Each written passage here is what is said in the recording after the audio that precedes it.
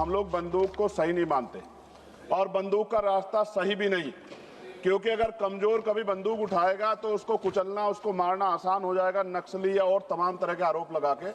इसलिए बाबा साहब ने कलम की बात की और कलम को हथियार बताया। देश की 1/4 आबादी SC ST 25% से ज्यादा बड़े समाज के साथ जब जुल्म जाति अन्य अत्याचार होता है, उनकी हत्याएं होती है, उनकी बहनों का रेप होता है, उनको मारा जाता है, जलाया जाता है, उनके घरों को फूका जाता है, तब इस सदन में चर्चा क्यों नहीं होती? ये सदन क्यों नहीं सुनना चाहता? SC ST OBC के अन्याय की आवाज क्यों नहीं सुनना चाहता?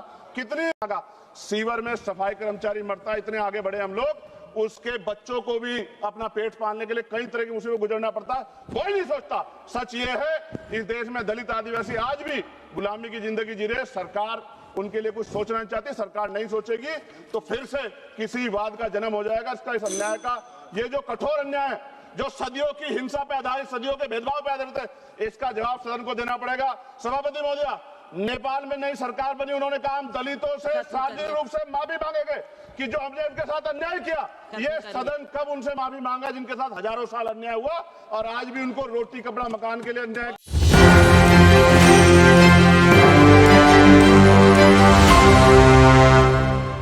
देखिए, दलित जो है वो आतंकवादी नहीं है। दलित ने नक्सलवाद को छोड़ दिया है। गोली बंदूक की राजनीति का हम समर्थन नहीं करते, लेकिन फिर भी 25% SC ST दलितों की बात को, पिछड़ों की बात को कोई क्यों नहीं सुनता?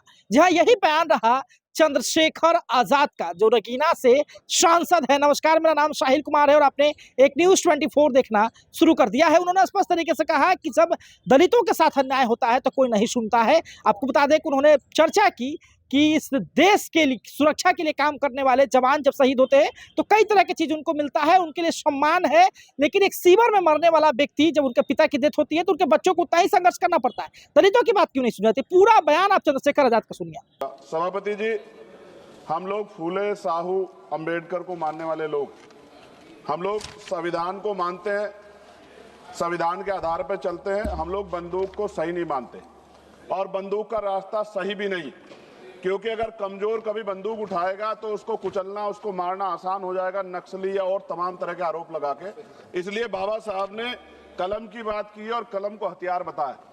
सभापति महोदय, मगर सवाल यह है कि 1947 में जब हम लोग आजाद हुए तो इस देश का जो वंचित वर्ग SC ST OBC, जब 15 अगस्त को आजादी का सवेरा आ गया तो क्या जल जंगल जमीन में बंटवारा हुआ? उसको उसका हक अधिकार मिला।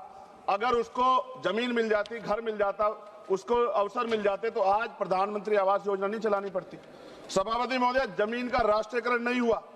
इसलिए मैं बहुत जिम्मेदार, क्योंकि मैं तो वो व्यक्ति हूं जिसके खुद के ऊपर NSA नेशनल सिक्योरिटी एक्ट लगा जब मैं अपने लोगों के लिए लड़ने गया, और 2 अप्रैल 2018 को मेरे जैसे बहुत सारे लोगों पे लगा, क्योंकि हम अपने हक की लड़ाई लड़ रहे थे। सवाल यह है, नक्सलियों के नाम पे क्या आदिवासियों की हत्या स्वीकार्य हो सकती है? हम लोग इसका विरोध करते हैं। हमारा स्टैंड है, हम नक्सलवाद के समर्थक नहीं है, लेकिन आदिवासियों को नक्सली कहकर उनकी हत्या नहीं होनी चाहिए। सभापति महोदय, देश की 1/4 आबादी SC ST 25% से ज्यादा बड़े समाज के साथ जब जुल्म जाति अन्य अत्याचार होता है, उनकी हत्याएं होती है, उनकी बहनों का रेप होता है, उनको मारा जाता है, जलाया जाता है, उनके घरों को फूका जाता है, तब इस सदन में चर्चा क्यों नहीं होती? ये सदन क्यों नहीं सुनना चाहता? SC ST OBC के अन्याय की आवाज क्यों नहीं सुनना चाहता? कितनी चर्चाएं होती हैं। आज हालात कितने सारे अलग अलग हैं, लेकिन चर्चा इतने बड़े 25% समाज पे क्यों नहीं होती? 52% OBC पे क्यों नहीं होती? सभापति महोदय, मैं तो मानता हूं, कुछ लोग फॉर्मेलिटी के लिए कहते हैं, अगर मैं आना होता मैं तो चर्चा के लिए चिल्लाता हूं कितनी बार, वरना तो SC ST के लिए कोई चिल्लाता भी नहीं है। ये तो रिप्रेजेंटेशन है संविधान में। ये ना होता हमारे घरों में, हमारी गलियों में कोई वोट मांगने नहीं जाता। हम जानते हैं कि जाति व्यवस्था कितनी बदली है। और एक हमारे सज्जन कह रहे थे कि जाति व्यवस्था की वजह से एक दलित ने छोड़ दिया नक्सलवाद को, लेकिन सवाल यह है, बाबा साहब अम्बेडकर ने भी ये धर्म छोड़ा था क्योंकि यहाँ जाति व्यवस्था खाई है, ऊंच नीच का भाव। सभापति महोदय, हमारे सम्मानित एक भाजपा के सांसद जवाब दे रहे थे बड़ी चिंता के साथ। सभापति, बहुत इंपॉर्टेंट है, आप सुनिए, बहुत इंपॉर्टेंट है ये।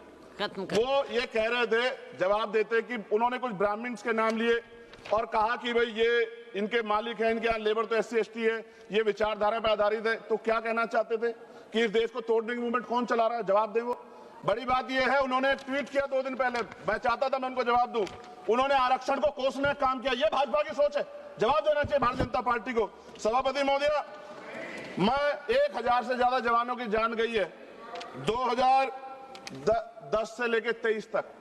सीआरपीएफ के जवान संसद की सुरक्षा करते हैं, बॉर्डर की सुरक्षा करते हैं। अभी असिस्टेंट कमांडेंट अजय मलिक की उसका पैर उड़ गया, उनको प्रमोशन नहीं मिल रहा है। सुप्रीम कोर्ट उनके फेवर में थी, सरकार रिव्यू पिटीशन में गई, फिर उनके फेवर में थी। खत्म करूंगा 30 सेकंड में सभापति महोदय, फिर भी बिल आ गया। मैं ये पूछना चाहता हूं, क्या एक सीआरपीएफ बीएसएफ जो सीएपीएफ के हमारे जवान है, क्या उनकी शहादत नहीं है? क्या उनको जो है शहीद का दर्जा नहीं मिलना चाहिए? उनको पुरानी पेंशन का लाभ नहीं मिलना चाहिए? उनको सभापति सुविधाएं नहीं मिलनी चाहिए? सम्मान नहीं मिलना चाहिए? और अंत में सभापति महोदय, इस देश में जवान शहीद होता है, उसको शहीद का दर्जा मिले, उसको सम्मान भी, लेकिन देश की सुरक्षा करते हैं। हम तो सम्मान करते सेना का। सीवर में सफाई कर्मचारी मरता है, इतने आगे बढ़े हम लोग, उसके बच्चों को भी अपना पेट पालने के लिए कई तरह की मुसीबत गुजरना पड़ता है, कोई नहीं सोचता। सच ये है, इस देश में दलित आदिवासी आज भी गुलामी की जिंदगी जी रहे। सरकार उनके लिए कुछ सोचना नहीं चाहती। सरकार नहीं सोचेगी तो फिर से किसी वाद का जन्म हो जाएगा। इसका, इस अन्याय का, ये जो कठोर अन्याय है, जो सदियों की हिंसा पे आधारित, सदियों के भेदभाव पे आधारित है, इसका जवाब सदन को देना पड़ेगा। अभी आपने सुना, लोकसभा में खूब बोले थे चंद्रशेखर आजाद, स्पष्ट तरीके से दलितों की बात कही थी कि कैसे एससी एसटी के साथ जब कोई चीज होता है तो उनके आवाज जो है वो दब जाती है, उठती नहीं है। किसी को भी गोली बंदूक की राजनीति में ला करके उसको दबोचना आसान है। अगर किसी युवा को बहकाना है, किसी को दबाना है, उसको नक्सलवादी बनाया जाता है। इन सब चीजों को लेकर के जो है खूब बोल रहे थे चंद्रशेखर आजाद। हालांकि आप क्या समझते हैं, प्रतिक्रिया हमें कमेंट बॉक्स में जरूर देखते रहे। 24